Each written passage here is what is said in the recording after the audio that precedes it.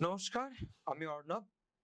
ঋষিবাণীর আরো একটি নতুন পর্বে আপনাদের সকলকে স্বাগত জানাই। আমাদের মধ্যে উপস্থিত রয়েছেন আমাদের সকলের অত্যন্ত কাছের মানুষ। আমরা যে কোনো সমস্যায় পড়লে যিনি পরিত্রাতার ভূমিকা নেন, শান্তনুবাবু, শান্তনু শাস্ত্রী। নমস্কার। নমস্কার সবাইকে। শান্তনুবাবু, আমরা তো প্রত্যেক পর্বে বিভিন্ন সমস্যা নিয়ে আলোচনা করি, কখনো বা বিভিন্ন রাশিভিত্তিক আলোচনা করি। আজ যেমন আমরা আলোচনা করব সিংহ রাশি নিয়ে।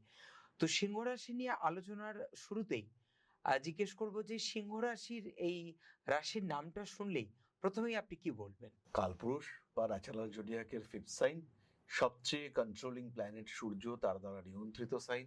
গম্ভীর, রাগী, জেদি, তেজি, নিজের মতে অবিচল, নেতৃত্ব দেওয়ার চরম ক্ষমতা, এই সমস্ত কিছু মিলিয়েই সিংহ রাশি বা লগ্নের মানুষরা অন্যের দুঃখে দুঃখ পায় না, কিন্তু অন্যকে সাহায্য করে সেই দুঃখ থেকে বার করে নিয়ে আসার এদের ক্ষমতা রয়েছে। এরা জানে আমাকে নেতৃত্ব দিতে হবে, আমাকে কাজটা কমপ্লিট করতেই হবে অ্যাট এনি কস্ট। আমি ইমোশনাল হলে পরে জায়গাটা থামবে।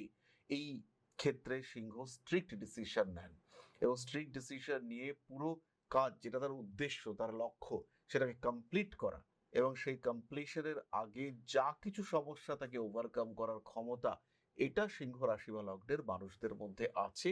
আর এটাই সিংহকে শ্রেষ্ঠত্ব প্রদান করে। সে কারোর কথা শোনে না, সে কারোর কথা মানে না, সে নিজের মতে চলতে আগ্রহী এবং নিজের ডিসিশন সে নিজে নেয়। সিংহ রাশির সম্পর্কে শুনে যেটা আমরা বুঝতে পারলাম, একটু নিজের মতে চলতে তারা ভালোবাসে। এই সিংহ রাশির জাতক জাতিকা যখন তারা একটু বড় হচ্ছে, যখন তাদের কর্মজীবনে প্রবেশ করার কথা, ঠিক সেই সময় দাঁড়িয়ে কি আধ্যাত্মিকতার মধ্যে দিয়ে গেলে তারা আরেকটু সফলতার মুখ দেখবে, বা তাদের চাকরি পাওয়া বা প্রতিষ্ঠিত হওয়াটা খুব তাড়াতাড়ি হবে? সিংহের যে আধ্যাত্মিকতা, এটা কিন্তু অপ্রকাশিত। সে হয়তো কোনোদিন পুজো করেনি, কিন্তু সে অনেস্ট। সে একটাও মিথ্যে কথা বলেনি, সে প্রকৃতির বিরুদ্ধে একটাও কাজ করেনি, সে কোনোদিন একটা প্রাণী হত্যা করেনি, সে কখনোই হয়তো কোনো একটা গাছ কাটেনি। তার আধ্যাত্মিকতা প্রকৃতি পূজনের সঙ্গে কানেক্টেড। সে তার বড়দেরকে সম্মান করতে পছন্দ করে, সে সিস্টেম মেনটেন করে, সে মনের কথা শোনে। তাই প্রফেশনের ক্ষেত্রেও আমি এই কথাটি বারবার বলবো, তার যে আধ্যাত্মিকতা, তার যে স্পিরিচুয়ালিজম, এইটা প্রফেশনের সঙ্গে ডিরেক্টলি কানেক্টেড। একটু ধ্যান, একটু মেডিটেশন, একটু শিব তাণ্ডব স্তোত্র সিংহ করতে পারে, একটু নিজের মনে ম্যানিফেস্টেশন করা, আমি পারবো, আমি চাকরি পাবোই, কে আটকাবে আমায়, আই এম দ্য বেস্ট, এই ফিলিংসটা সিংহের মধ্যে রয়েছে। আর এই ফিলিংসটাকে আর একটু জাগ্রত করে তোলা, ইন্টারভিউ আমি পাস করব, আমি বেস্ট ক্যান্ডিডেট, এই যে ফিলিংস বারবার ভেবে সিংহ তার আত্মশক্তিকে জাগ্রত করে তুলতে পারে। আর যখন সিংহের এই আত্মশক্তি জাগ্রত হয়ে উঠবে, তখন কিন্তু সে খুব সহজেই চাকরি পেয়ে যাবে। সিংহ রাশির চাকরির বিষয়টা আমরা জানলাম। কয়েকটি চাকরির যোগ সম্পর্কে একটু জানি এবার। প্রথমেই বলি, রবি বলবান সিংহ চাকরি পাবে, এবং একদম high level, high profile government job সিংহ পাবে। অ্যাডমিনিস্ট্রেটিভ সার্ভিস, কোনো একটা ইনস্টিটিউশনের হেড সিংহ হবে। রবির সঙ্গে শুক্রের সম্পর্ক, সিংহ চাকরি পাবে। শনি রবি যোগ, শনি শুক্র যোগ, কুণ্ডলিতে বৃহস্পতি বেশ বলবান, স্টেবল চাকরি পাবে। আবার যদি আমরা দেখি যে চন্দ্র শনি যোগ, আমি অনেক মানুষের ক্ষেত্রে দেখেছি ছোটবেলায় বিশাল ভোগান্তি, ঠান্ডা লাগা, ডিপ্রেশন, পেটের সমস্যা, এই সমস্ত রয়েছে, কিন্তু বড় হয়ে ঠিক সুন্দর করে গুছিয়ে সোজা বিদেশ চলে গেছে। তো এই বিদেশে খুব ভালো চাকরি নিয়ে গেছে। তো এই বিষয়গুলি আমরা সিংহের ক্ষেত্রে দেখতে পাই, আর বারবার, সত্যি বারবার দেখতে পাই।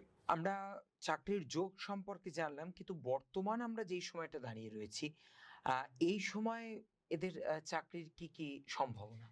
এই সময় সিংহ কিন্তু চাপে আছে, কারণ সিংহ রাশি, সিংহ লগ্নের মানুষদের ক্ষেত্রে বৃহস্পতি দ্বাদশে, দূরে ট্রান্সফার হয়ে যেতে পারেন, প্রেশার আসতে পারে, তুমি কাজ পারছো না, তোমাকে দিয়ে কি করে হবে, তুমি কেন সেল করতে পারছো না। যারা সেলস, মার্কেটিং ইত্যাদি প্রফেশনে আছে, তাদের উপরে আরোপিত একটা বিষয় চাপিয়ে দেওয়ার প্রচেষ্টা, যে এটা তুমি কেন করছো, তুমি কি করে এটা করতে পারলে, এরকম একটা প্রেশার ক্রিয়েট করবার চেষ্টা, এটা কিন্তু সিংহের ক্ষেত্রে সৃষ্টি হতে পারে। এই সময় বসের সঙ্গে সম্পর্ক খারাপ হওয়ার সম্ভাবনা, এটা কিন্তু পুরো মাত্রায় রয়েছে। সিংহের এই সময় খুব সাবধান থাকতে হবে। ঢাইয়া চলছে, হঠকারী সিদ্ধান্ত, রেগে গিয়ে রিয়াক্ট করে ফেলা, করবো না আপনার চাকরি।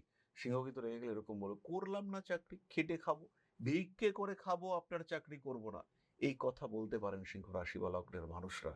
তারা এরকম বলে ফেললেন, চাকরিটা গেল, তারপরে শুরু হলো প্রেশার, লড়াই করে সিংহ একটা জায়গায় যাবেন, কিন্তু কেন এই লড়াই, একটা সার্টেন এজের পরে এই লড়াইটা তো আর করা যায় না।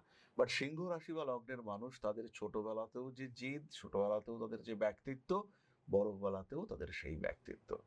তো কাজের জায়গায় প্রেশার থাকবে, অনেক কিছু মেনে নিতে পারছেন না এই সময় সিংহ রাশি লগ্নের মানুষরা, বাট তাও মানিয়ে নিতে হবে, এটা ছাড়া কিছু করার নেই। পরিবর্তন আসতে চলেছে, সেই পরিবর্তনকে অ্যাকসেপ্ট করতে হবে। অক্টোবর থেকে বৃহস্পতি সিংহে, ভালো থাকবেন সিংহ রাশি বা লগ্নের মানুষরা। আমরা যারা চাকরি করতে ইচ্ছুক বা যারা চাকরি খুঁজছেন, যারা চাকরি করতে চান, তাদের সম্পর্কে জানলাম। কিন্তু এরকম অনেক মানুষ রয়েছেন যারা হয়তো বিজনেস করতে চাইছেন। তো এই রাশির জাতক জাতিকার ক্ষেত্রে চাকরি না ব্যবসা কোনটা বেটার হবে? সিংহর জন্য তো আমি সবসময় বলি ব্যবসা করতে। সিংহ চাকরিতে উচ্চ পদে চাকরি করবে, কিন্তু সাধারণ চাকরি করার থেকে সিংহ ব্যবসা করুক। সে তো ডেডিকেটেড, তার জীবনের শর্তটাই হলো ডেডিকেশন। যেটাই করব বেস্ট করব, যেটাই করব পারফেক্ট করব, এবং আমার কাজের মধ্যে কোনো গ্যাপ নেই, আমার কাজের মধ্যে কোনো আলস্য নেই, সবটাই সিস্টেমে। ফলে যে কাজটা সিংহ অন্যের জন্য করছেন, যে চাকুরিদাতার জন্য সিংহ কাজ করছেন, সেই কাজটাই নিজের জন্য করবেন। অন্যের জন্য মার্কেটিং করছিলেন, নিজের জন্য মার্কেটিং করবেন। অন্যের জন্য ব্যবসা করছিলেন, নিজের জন্য ব্যবসা আনবেন। সুতরাং সিংহ রাশি বা লগ্নের মানুষজন তারা স্বাধীন চেতা। এই স্বাধীন চেতা মানসিকতা নষ্ট না হয়, সেটা মাথায় রেখে তাকে চাকরি করতে হবে। আদারওয়াইজ সে কিন্তু এই বিষয়টিকে রেগুলার বেসিসে কন্টিনিউ করতে পারবেন না, এটা তাকে মাথায় রাখতে হবে। সিংহ রাশির জাতক এবং জাতিকার আমার মনে হয় যারা আজকের পর্ব শুনবেন তারা ভীষণভাবে উপকৃত হবেন। তারা তাদের জীবনের আগামী পর্যায়টাকে কিভাবে সাজাবেন সে সম্পর্কেও কিন্তু আজকের এই পর্ব থেকে বেশ কিছুটা ধারণা পেয়ে গেলেন। আমরা আবারও ফিরে আসবো আগামী নতুন পর্বে নতুন কোনো বিষয় নিয়ে। ভালো থাকবেন সবাই। নমস্কার। নমস্কার। জয় মা আদি শক্তি।